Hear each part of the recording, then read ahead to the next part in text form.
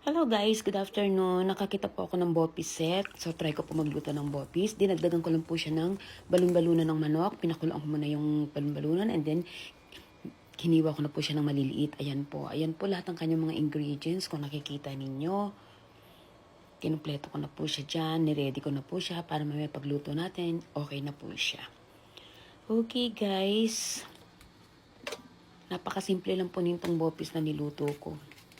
Gisa na po natin yung bawang. Tapos po, susunod na po natin dyan yung sibuyas. Kayo na po bahala kung gaano karami ang gusto niyo na bawang, kung gaano din nagkarami na sibuyas ang gusto niyo ilagay. Kasi, bali, 1 kilo lang po yung nabili ko kanina na bopis set. Kaya, dinagdagan ko siya ng balon-balunan. Pinakuluan ko, tapos hiniwa ko na rin ng maliliit. Para medyo tumami, diba? Ayan. Pagkatapos po niyan, lutuin natin ng konti ang sibuyas tsaka bawang. Tapos i-add na po natin yung binili natin kanina na set ng bopis. Kompleto na po yun, yung set ng bopis na yun. Meron na po siyang puso tsaka meron na po siya yung baga. Yan po. Tapos, inad ko na rin yung balon-balunan ng manok. Yan. Kasi luto na rin naman yan eh. Para yung set na lang ng bopis ang lulutuin. Actually, ngayon na ata ako nakapagluto nitong bopis na to. Kasi nakita ko siya sa Don Quixote. Sabi ko, ay meron na pala dito. Medyo may kamahalan nga lang. Kaya nagtry ako magluto. Ay mamaya pa naman ang pasok ko mga alas 2. Ang time po dito is 12:30. Tsaka hindi pa rin ako kumakain. Hinihintay ko itong maluto itong aking eksperimento na bopis.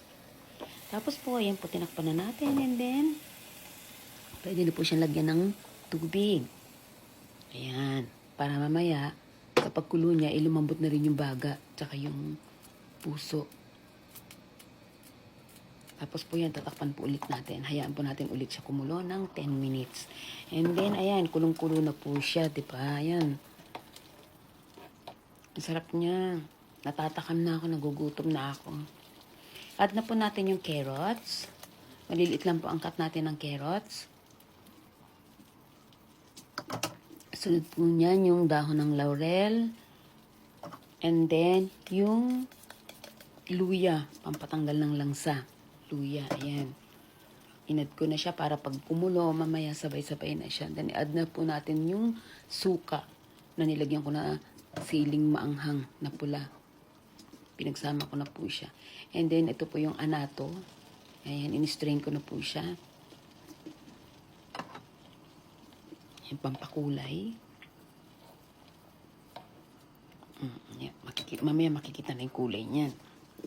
Orange na siya. And then, naglagay po ako ng patis. Depende po sa inyo sa ayaw mga gumamit ng patis. Ang gusto nyo, lagyan nyo na lang ng asin. And then, 1 pirasong Knorr cubes. Yan po yung mga pampalasa niya. Tapos, nilagyan ko na rin siya ng 2 teaspoon ng paminta. Durog. Yung haluin lang natin ng konti. Tapos, takpan po ulit natin at hayaan po natin ulit siyang kumulo ng 10 minutes. Okay guys, ayan na po siya. Depende po sa inyo kung gusto nyo tuyong-tuyo, patuyuin nyo siya. Ako, konting sabaw lang. Konting sabaw lang ang gusto ko. Basta maangang siya. Marami na ako makakain niyan. Ang sarap niyan, nakakagutom.